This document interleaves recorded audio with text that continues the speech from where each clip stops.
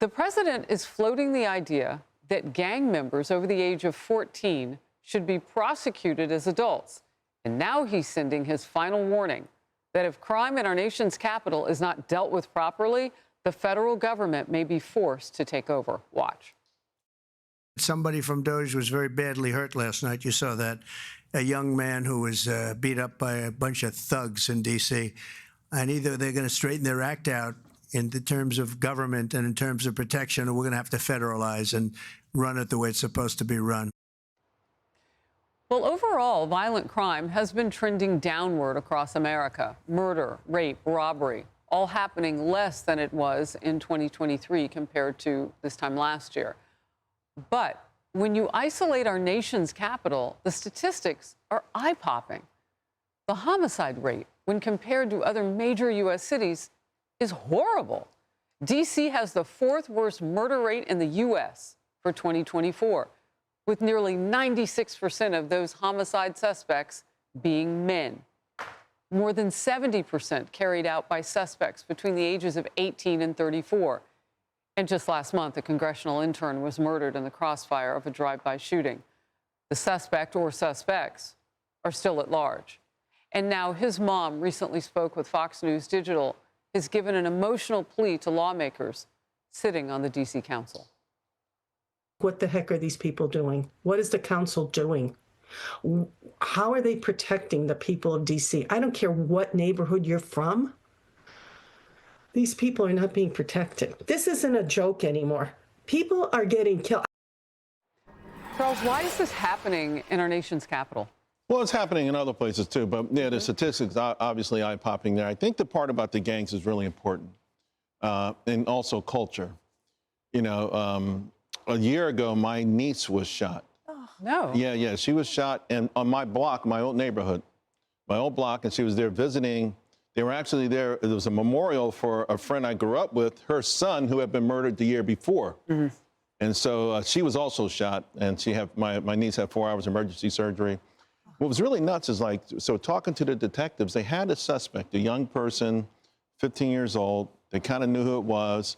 They waited and waited and waited until he was finally arrested for murdering someone else. Wow. Yeah. And this kid's father was on every TV channel in the Tri-State area crying uncontrollably. And I just said to myself, they knew who this kid was. They knew who he was, and they didn't go after him for whatever reason. In the meantime, the culture, particularly this drill music, which has been a problem for more than a decade, is getting worse and worse and worse.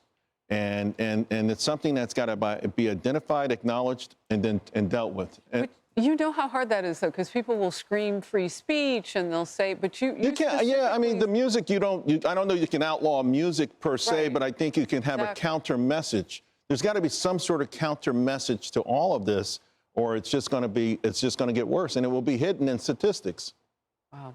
Emily, what would change if President Trump does what he thinks that he might have to do to make the district safe? Yeah, he would be able to utilize federal resources. So instead of the state and local municipalities and authorities having a feckless prosecution rate and law enforcement that is hamstrung by city councils, instead he could say, you break the law, you get prosecuted, you get sentenced, you get put away. And they're actually put a police presence out there so that people who are walking down the street can actually be protected. And I wanted to share a little bit more of the full story, because as you read those really troubling and grim statistics, Harris, when you talked about, almost 96% of the homicide suspects in the district are male, well, almost 97% of those are Black American. And when you look at the victims, 18 to 34 and over 80+% of those are Black American. So for everyone saying Black Lives Matter, please, God, look to these communities, because Black lives are being destroyed. And when you look at the amount of the suspects there in D.C., many of them come from Maryland, from certain cities that also have a very lax approach to crime, or they are hamstrung, or there's nothing we can do, and they have to wait for more to be murdered before they can make arrests. There is clearly a systemic rot and a malignance that is happening in a bunch of inner cities. And the people that are suffering the most are the Black American communities, and the infection is spreading. So everyone that burned down the country a few years ago needs to step up now and support federalization, legislation, and law and order enforcement. Well, and we know President Trump is serious because after the death of the killing of George Floyd, he told me in an interview, he said, look, I'll do what is necessary to bring the peace. When you were talking, you know what I thought of? Cincinnati. Mm-hmm. I mean, what just happened in Cincinnati? Yes. It looked like this, like just complete lawlessness. The woman punched and beaten and lost consciousness, right? I mean, it's just out of control. You know, when young people are learning about violence over values, you know we have a problem. Now, we know in New York City, bail reform, they're giving kids a break when they get, you know, involved with some kind of crime. But this is going too far because now we're seeing more and more young people involved with the most violent crimes out there. What is going on? I know you talked about drill music. I remember when my son was younger, there was a big effort to watch what they were doing with video games. You know, some of those video games were so wild. It desensitized violence. Right. Is that what these kids, is this the result now we're seeing with these young The kids? irony is you said violence over values. In this case, it's violence equals values. That is your value, you know, to have a presence, to be someone, to have an imprint in your community, to be, intimidate others. That's the value system. Yeah, it's very gang activity. It's very mob activity. Yeah, but it's on an individual level too. But it's just, you know, it keeps going further and further to violence being so careless and so reckless and just so inhumane. Leslie, you live in a big city that's seen a lot over the last few years. I mean, the fires in LA, you've been through so much. And so we know about the looting and some of the things that have happened in downtown Los Angeles. And so you see some of this too.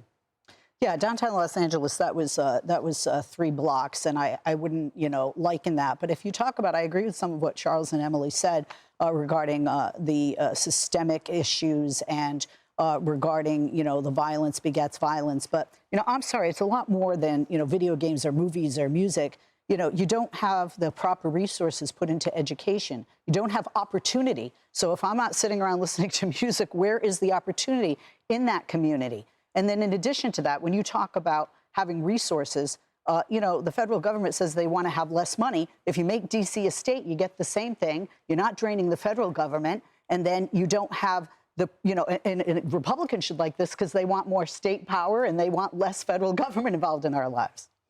Your last thought, Charles? To blame this on city budgets is outrageous. This is a cultural problem. People have been much poorer than people are right now and did not have this kind of violence. There wasn't runaway murders like there was, and there were people who were living and dying based on whether the crop came in or not. We have been a destitute, much poorer country, much more.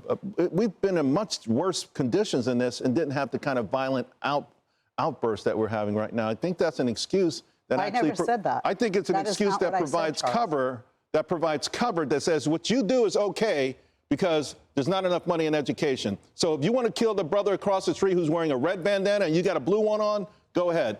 I think that's the message that people are hearing. That's not what I said at all. Hey, everyone. I'm Emily Campagno. Catch me and my co-hosts Harris Faulkner and Kaylee McEnany on Outnumbered every weekday at 12 p.m. Eastern, or set your DVR. Also, don't forget to subscribe to the Fox News YouTube page for daily highlights.